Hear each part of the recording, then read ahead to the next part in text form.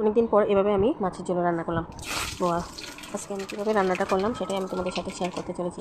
তো আমার রান্নাটা যদি তোমাদের ভালো লেগে থাকে তাহলে অবশ্যই তোমরা লাইক কমেন্ট করে আমার পাশে থাকবে।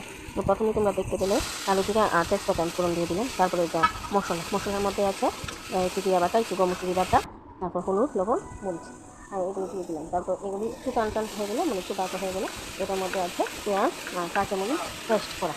মরিচটা পেস্ট করে কাঁচামরিচটা পেস্ট করে এখন মশলাটার মধ্যে দিয়ে ভালো করে লবণ দিয়ে তারপর কষিয়ে নেব। ভালো করে কষাতে হবে। এই যে দেখো আমার কিন্তু কষানো হয়ে গেল মশলাটা। এবার আমি জল দিয়ে দেবো।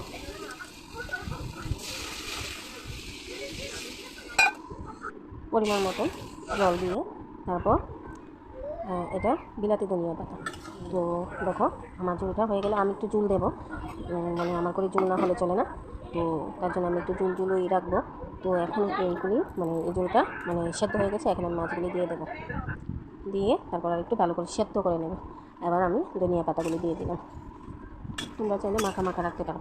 যেহেতু আমি প্রথমেই বললাম আমি একটু জল খাই বা আমার করে একটু জল লাগে, তার জন্য আমি একটু জলই রাখলাম। তো দেখো ফাইনাল লুকটা কেমন হলো।